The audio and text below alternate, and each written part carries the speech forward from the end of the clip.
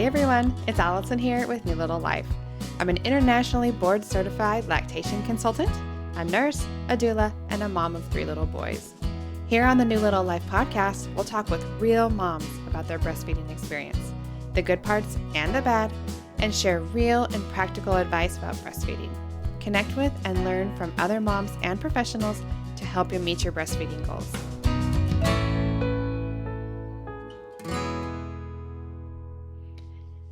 Hello, and another podcast for you today with an interview from Sarah. Now, Sarah is a mom of 1 and a maternity newborn photographer and a former professional dancer. Well, I say former, but she's still offering online Zumba classes, which I try and pop onto whenever I can, and I'll put that link down in the show notes because it is so fun. Sarah is also a breast cancer survivor. She had breast cancer at the age of 20 and shares her story about how that affected her during her dancing career, what that meant once she got pregnant and had plans to breastfeed, and what her breastfeeding journey looked like. She is incredible, and her story is amazing. If anyone can inspire you to persevere, advocate for yourself, and meet your goals through many obstacles, it's Sarah. Before we jump into her interview, I just wanted to remind you about the courses that New Little Life offers. There's an online breastfeeding course available for you. You can find a lot of information on the YouTube channel, and I know that's where a lot of you like to watch and listen to New Little Life content. But if you're looking for a more focused and in-depth kind of overall guide to breastfeeding, getting you started, or maybe a little quick refresher if it's been a while since you breastfed before, you can find that all over on my website, newlittlelife.com. There's more courses coming too, so that'll be fun. Anyway, let's jump over and meet Sarah. All right, Sarah, I am really looking forward to this discussion today. We were just kind of chatting a little bit before, and I just had to stop and say, let's record because we've got a lot of fun stuff to talk about. So welcome to the podcast. And can you start out and just tell us a little bit about yourself? You have an awesome life story, so start wherever you want. Let's hear it. Okay. I grew up dancing, so I danced all my life. I was very, very fortunate enough to travel all over the world with a Broadway show. The show's called Burn the Floor. We did a lot of international tours. We actually did a stint on Broadway for 6 months. Wow. But that was my life for about 10 years, and well, just under 10 years, but the best part of 10 years. What I do now is I am a photographer. I am a Zumba instructor. I had to keep dancing in there somehow. Of course, yeah. And more recently, my daughter and I have started a little on the side hustle, doing little crafty things. They are so cute. I didn't know Mercedes was helping you. That's yes. fun. Yes.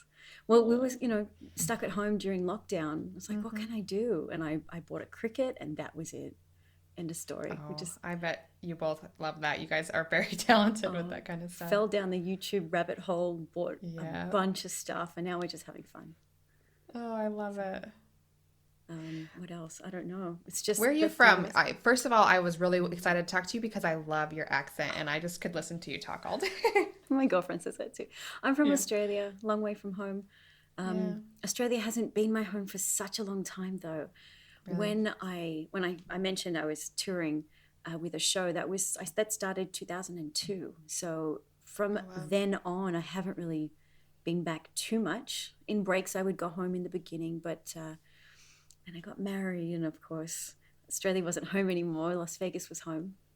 But yes, I'm from Australia. Is that where your husband is from? Is Vegas? He grew up. He was born in the Philippines, but grew up in Las Vegas from about 12 on. And you have one daughter, right? How old is she now? Mercedes is 9 now. Oh my word. Gosh. Like 9 going on 19. She's growing up way too fast. She's the sweetest little thing. I do know her a little bit, and I love her. She's so cute. Thank you. 9 going on 19. That sounds about right. Yes. I'm not looking forward to the teenage years. Oh man, no. I'm grateful that I have 3 boys. Honestly, I think if I can just keep them alive, and that's like half the battle, right? But the girls, they bring the drama, don't they? A lot of drama. Yeah.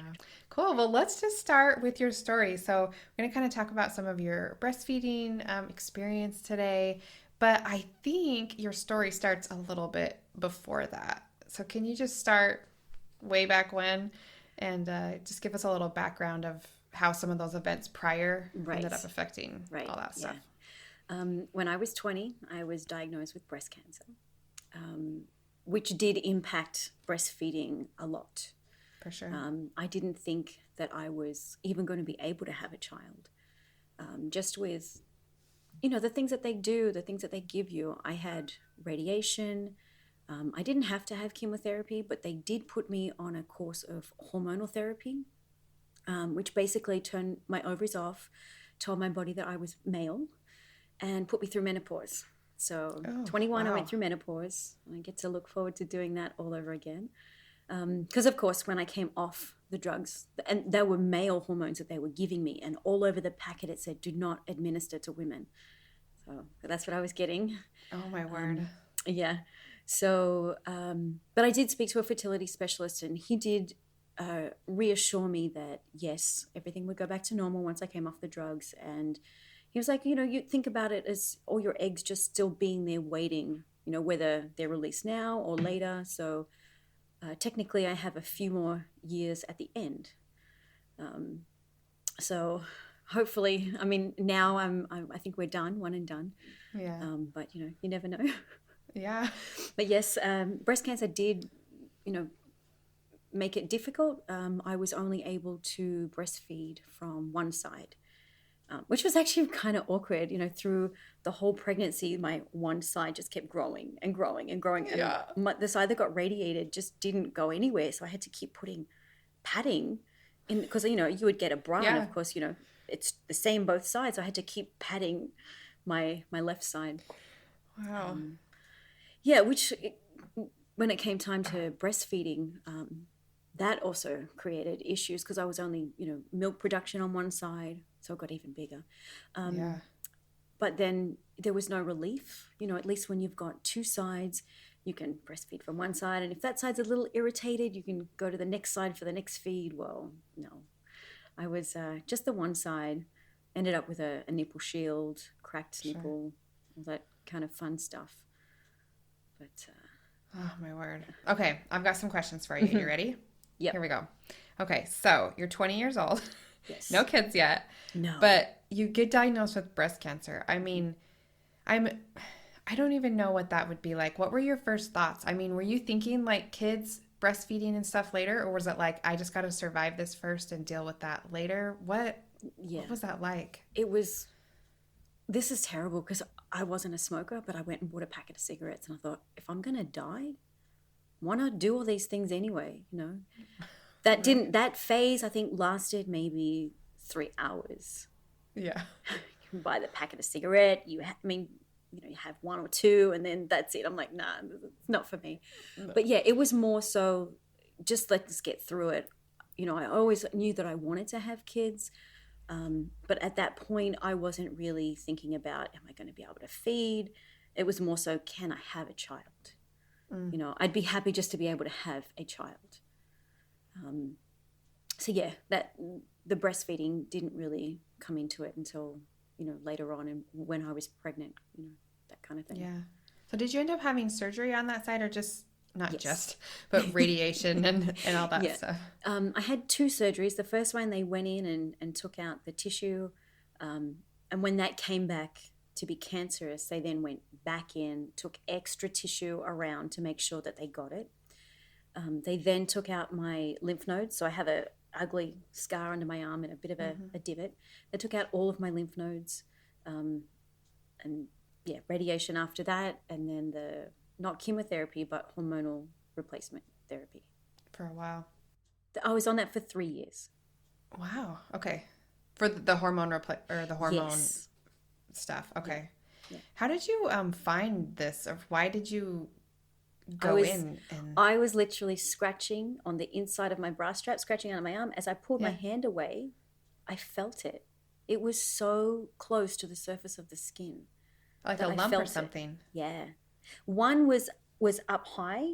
Another one was lower and deeper, but the one that I felt was right here. And it's only that it was right there. Had it been a little deeper, I wouldn't have even noticed. But it was hard. I saw my doctor and he said to me that if nothing has changed in 2 weeks, it's not hormonal and it's something that we need to check out. Okay. This was right before Christmas. And it didn't, nothing changed. So I went back and I saw him. It was like the 22nd of December. It's funny how certain dates just stick in your mind. The next day, I was in having a fine needle biopsy. And then like right before Christmas, they got the results back. And the doctor, I went back and I saw him a few years later, maybe 6 years or something like that, for another fine needle biopsy. He's like, you ruined my Christmas that year because I knew that it was cancer right before Christmas. He's like, I was devastated. I was like, oh, that's so sweet. Didn't mean to ruin his Christmas, but yes. My doctor then called me, in between the Christmas, New Year, and he was on vacation. So I knew something was up. As soon as there was a voice message left, I went in January 4th to see him. I think on the 7th, I was in having my first surgery. So it was very quick. And I think I was so lucky that my doctor was proactive. My godfather, his wife, his sister, doesn't matter who, but anyway, she went to the doctor about something and they kept saying, oh no, it's nothing. Oh no, it's nothing. She ended up having a double mastectomy. Wow. Whereas, my doctor's like, no, we need to get it checked out, want to make sure. And I think, it's because they were so proactive and maybe because I was younger and they were worried. I don't know. But yeah, very, very lucky. Okay, so after that whole cancer thing, you had a few years until you got pregnant, correct? Quite a few. Yeah, like 14, 13. Okay, quite a few, yeah.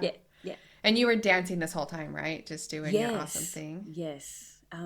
Funny, well, not a funny story, but I don't know if I should get into this, but anyway. My first husband, so I was married before, we were both dancers, but he had said to me just 2 months after we got married, if you don't give up dancing, I'm going to leave you. So I was like, what am I going to do? My parents just forked out $30,000 for this wedding. I can't not, make this work. So in my mind, I had already decided that I needed to stop dancing. And that's when I was diagnosed with cancer. Okay. It took me about a year and a half to get my, my courage and my strength back. And I said to him, look, I'm done. This is not right. I wasn't dancing. I wasn't happy. I'm not happy. I can't make you happy. So I left him and I went back to dancing. Did a few years of competing again. And then I ended up in the show that I was traveling with, which is, I feel like my life actually started after I had cancer. It's like I needed that. It was a wake-up call. The doctors wouldn't let me get pregnant. They said to me, if you get pregnant, we will medically terminate you. Just because the pregnancy would promote the growth of breast cancer. Sure, So everything, I'm still not allowed to take any kind of, what am I trying hormones to say? Or birth Pill, control exactly. Or stuff like that. Yeah. Yes. Contraceptive is what I'm trying to think of. So that was a medical thing, I wasn't allowed to, which is another reason why I ended up on the hormonal replacement therapy. Mm-hmm. But yes, my life definitely started after cancer. I was going somewhere with this and I don't remember where I was going. Yeah. So you danced for quite a while.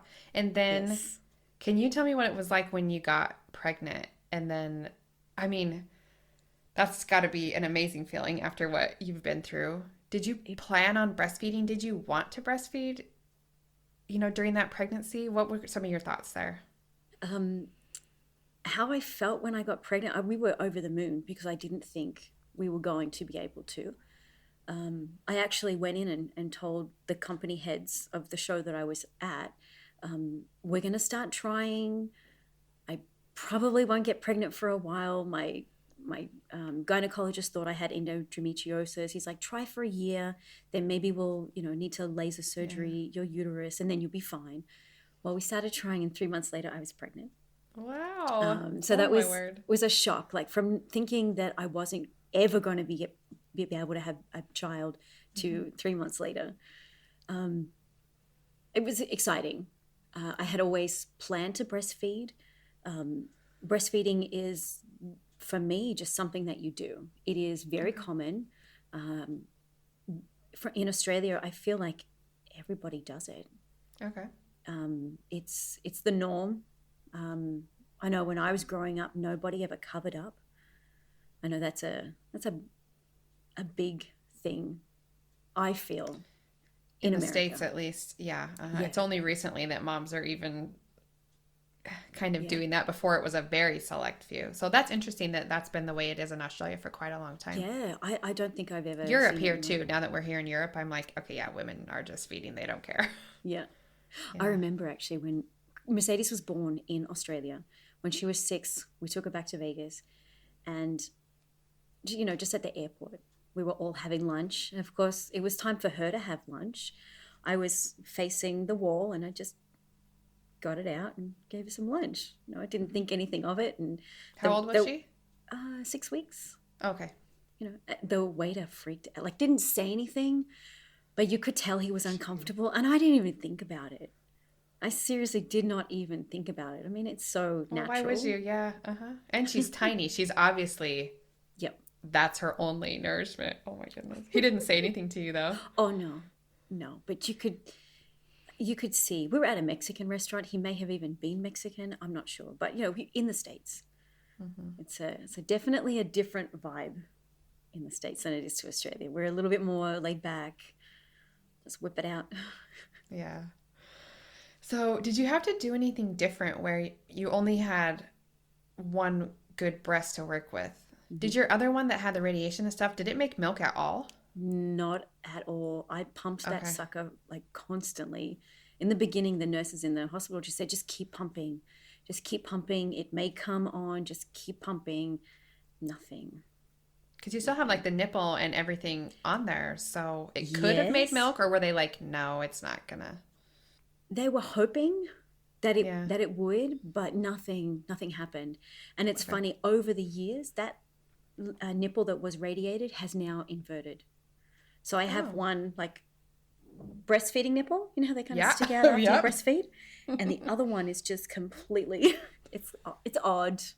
It's a good thing my husband loves me because I look weird. Your husband is a sweet man. I really enjoy him. Thank goodness. So can you, oh my gosh, I don't even know what this would be like. Can you tell me what it was like? So you have this baby and you're like, okay, I'm going to breastfeed it. What did those beginning days look like? It was natural. Yeah. I feel like I just went with the flow. It wasn't an issue. I kind of knew, they need to be fed every 2-3 hours. I just fed on demand. I kind of kept a track of the time, but I didn't really stress about it. I just kind of, the first couple of weeks, yes, I wrote it all down because the nurses that come to see you, they want to know. But after that, I just kind of went with the flow. I think I didn't think about it. It just happened. Yeah. Did she gain weight well, or did you have any supply problems where you only just were feeding from the one side? I guess I kept up because she was a fat baby with huge cheeks that just hung off her face. I could only breastfeed her. I tried pumping and it didn't work. I would pump for a long time and get like just the tiniest little bit in the bottom of the bottle, and she wouldn't take it out of the bottle anyway. But yeah, straight from the source, little fat chunker. No one ever said anything about her weight. She wasn't getting enough, thank goodness. Yeah. Although at 9 months, I was thinking that it was starting to slow down. So I did go and get some fenugreek and mother's milk tea, I think it's called. I can't remember, but it was in good memory for 9 years ago. That's well done. Yeah, but it was the fenugreek. I remember the lady at GNC telling me a story about another woman who would take this stuff and swore by it. And she would then donate, like her children were, I think, 8. The youngest was 8 at the time. And she said that this stuff works, and I was like, okay, I have to try it. Because I bought some formula thinking that it was time that we would switch to formula. She hated it. I was like she's going to starve. So yeah, the fenugreek was a godsend. And now I think I remember so much is because when mums come in and talk to me during a session, it's the one thing that I strongly suggest if they're having issues is the fenugreek. Yeah, cool. Some moms don't respond as well to it. Oh, really? Some do, yeah. And it's just supplements are kind of like that. But I'm super glad that worked for you, especially where you just, I mean, you're kind of working against the odds here too. Yes, right? Yeah. Yeah, I wasn't sure that I was going to be able to do it just one side, but yeah, she worked good. And actually, we ended up feeding until 13 months. Sorry, my bad. But yeah. 13 months. That's amazing. Did you mention earlier that you used a nipple shield for a little while in the beginning? I did. I had to because my nipple cracked. Between the cracked nipple and the shield, I mean, I've heard different opinions on the nipple shield. Some are saying, no, they're not good. Don't do it. It makes, it makes it harder to get them to feed. I mean, I'm not really. There's pros and cons to it for sure. Right. I've used one with all my babies for my own issues, but yeah. It helped though because just that little barrier. But yeah, unfortunately, when you've only got one side to feed from, and it cracks, yes, it wasn't pleasant, but I got through it. I think milk from the source, well, from us anyway, is so much better for them. Yeah, that it was worth the sacrifice for sure. That's amazing. Okay, so this might be a weird question, but how did you work the bra situation? Like, I can only picture one milk engorged breast and the other one having been radiated. Like, how do you find padding? clothes Lots of that padding. fit padding? Yeah, lots of padding. Oh my goodness. I would sew it into. I had like 2 bras, and I would just sew it in. And I'm talking that's a good idea. Chunky pad. Yeah, because if you don't sew it in, it comes out. It's very embarrassing. That's a good idea. Oh, I don't know why I didn't think of that. Yeah. I'm all about the padding. Especially being a dancer. They would pad all of our dresses, so we all looked like we had fake boobs in our outfits. It was amazing. Right? So when you weaned her, what was that process like? Were you guys ready? Did it go well? I was not ready to wean her. The only reason why I stopped at 13 months is because I hadn't had a mammogram. The whole pregnancy, I couldn't have a mammogram. And of course, with my history, I'm supposed to have one every year. And it had been about 2.5 years. Yeah. And the doctor and a ton of hormones and all this stuff. They were really keen on me to get a mammogram done. So otherwise I would have just kept going. Weaning, it was okay. We, cut down during the day and then did morning and night feeds because this is probably not a good thing, but we co-slept. Yeah. Most of the time it was just the 2 of us because Henry went back on tour. So it was just us in the bed. So I would, get it all set up, put her on. I think I would fall asleep before her. Totally. Yeah. And then in the end, I think it was only nighttime feeds. And then it was fine. So you can't be lactating to get a mammogram. Is that what they wanted me to stop feeding for 2 months so that all the milk ducts reduce in size. Otherwise, they would be cutting me open because the milk ducts look like cancer. Okay, that makes sense. Just like fluid filled kind of. Yep. And they were really looking for you. Okay. Yeah. All good after that. I'm hoping that everything came back well. It's been 23 years. All good so far. I mean, that's so crazy because you're so young to say that it was 23 years ago. I'm like, I'll be 43 in a week and a few days. Wow. That's incredible. So after you had Mercedes, did you go back to work? Did you continue dancing? Or were you home with her for that 13, 14 months you breastfed? Actually, I did take a job.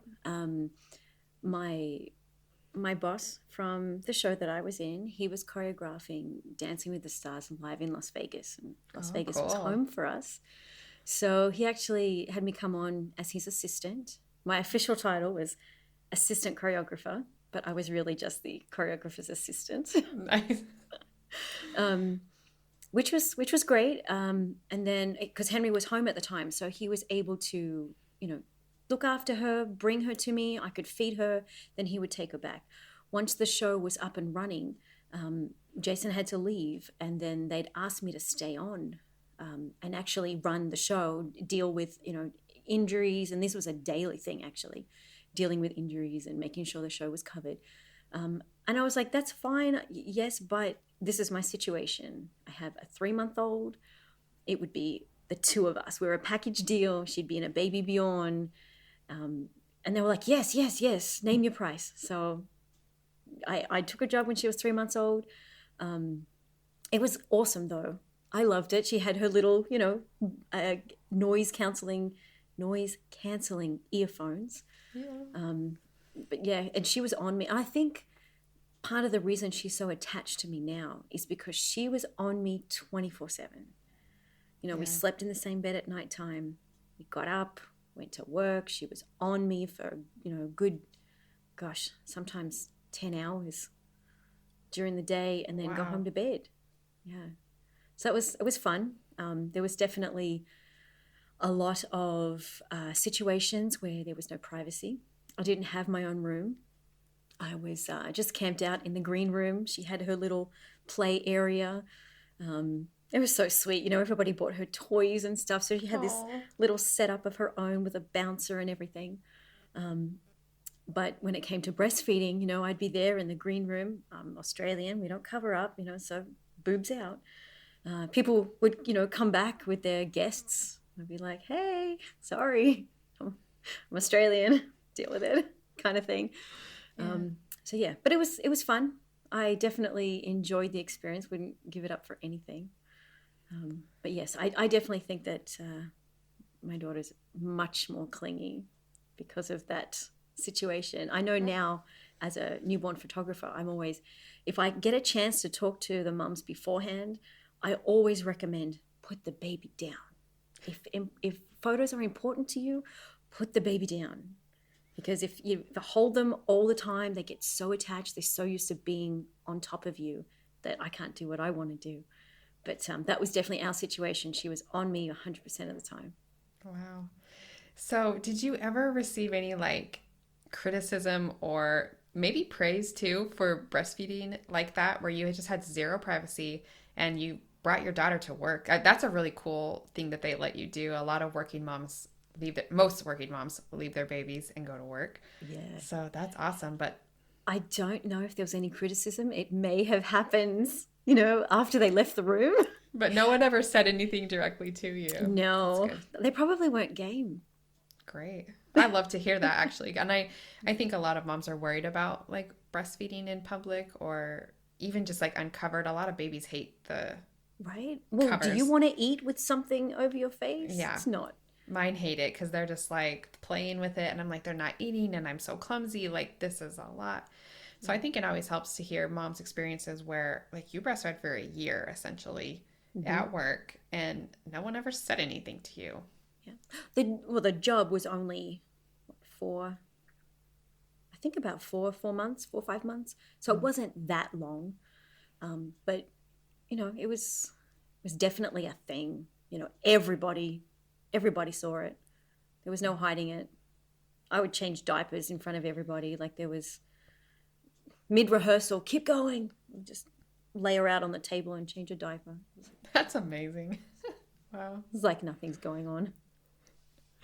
Oh, my word. So you said that you co-slept with her. Was that just the easiest for you guys to do? Or is that a cultural thing that they do a lot in Australia? How did you come to... There's no judgment for me here because my babies end up in my bed too. So, but I would love to know like what your nighttime routine was like, what worked for you guys, that kind of stuff. I'm not sure if it's a thing in Australia. I tried to, feed her and then put her down, but she just didn't want to have anything to do with it. She was just so used to being on us.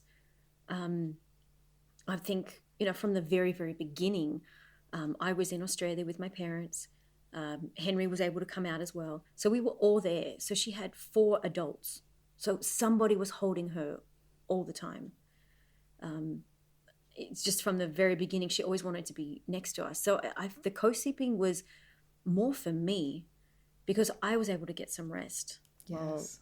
While she was, she would sleep just as quickly as I would. But when it came time to transferring her over to her own bed, I think around maybe 1 year, I was like, okay, this is enough.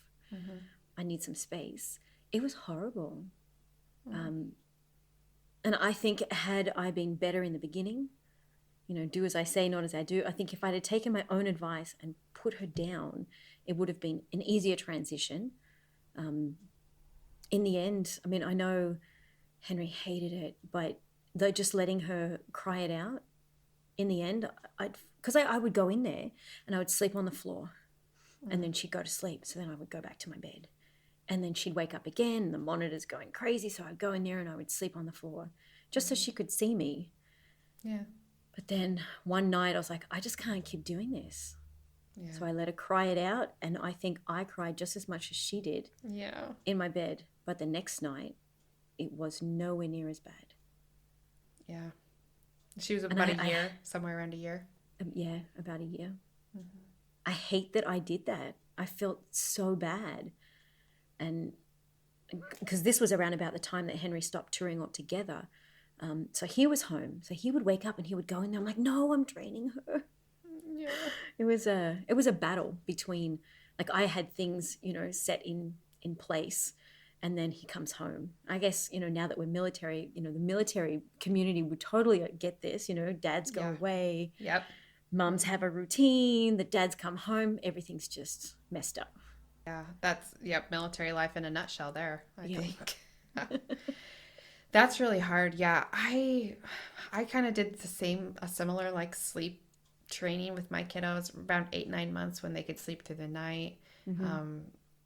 It's such a hard thing. I think a lot of parents feel guilty about how they get their children to sleep because they're crying it out and no one's leaving their children screaming in their room for hours. Like, I don't think anyone's doing that. Like, you're going in and checking on them. You're trying to soothe them. You're just trying not to pick them up and trying not to feed them, And the thing is that it usually works really quickly, but it is really heartbreaking. And I think a lot of parents feel bad about that, because it does seem cruel.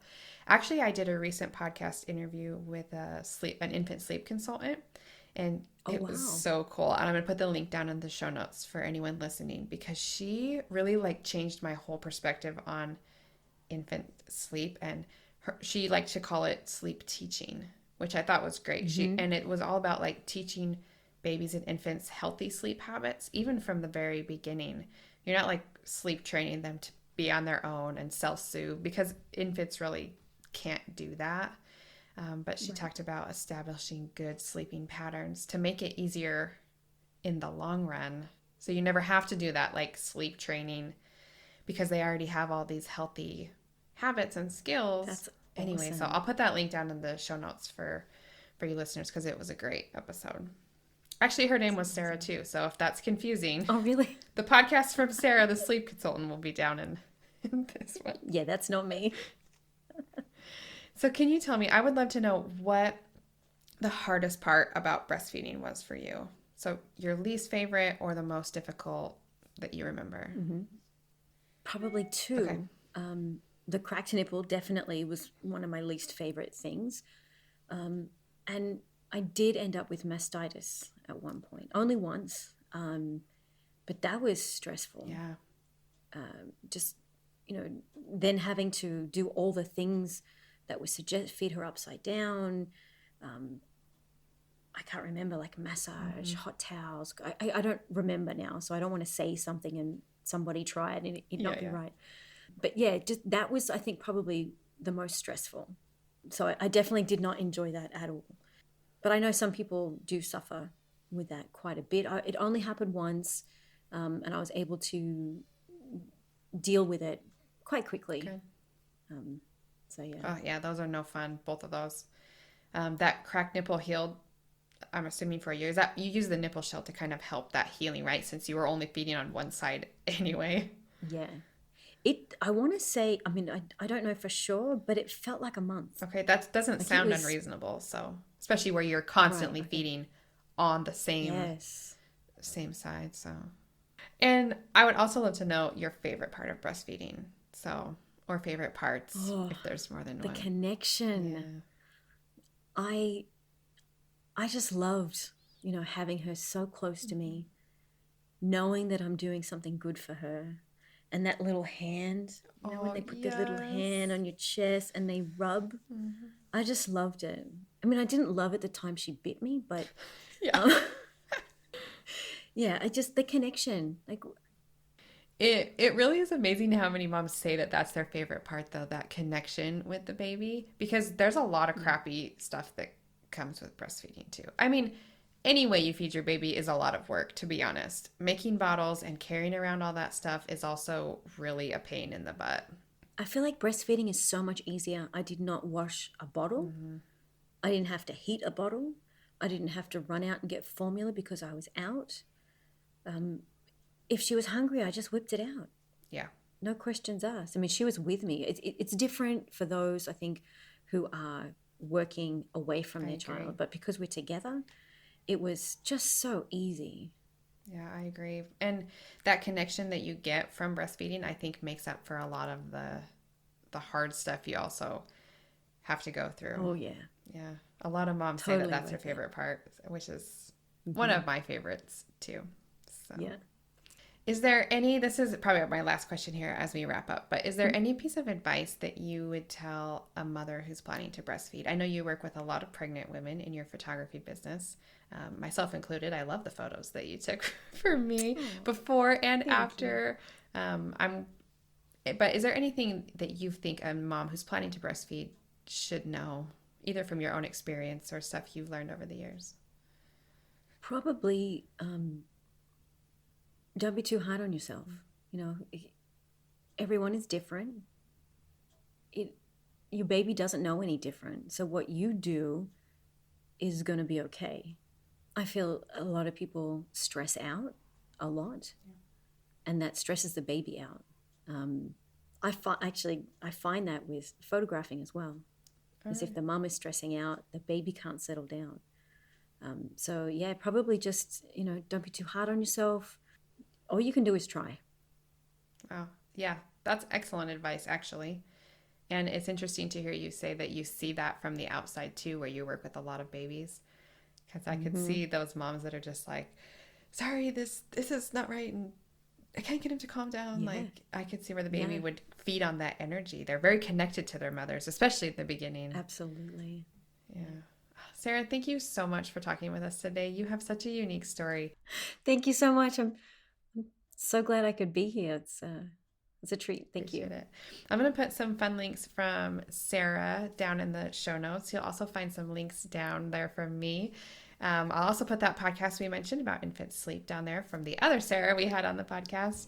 And if you have any questions, you can connect with me over on my website or Instagram. They'll all be down there. So thanks again, Sarah. It's been awesome. Thanks, Allison.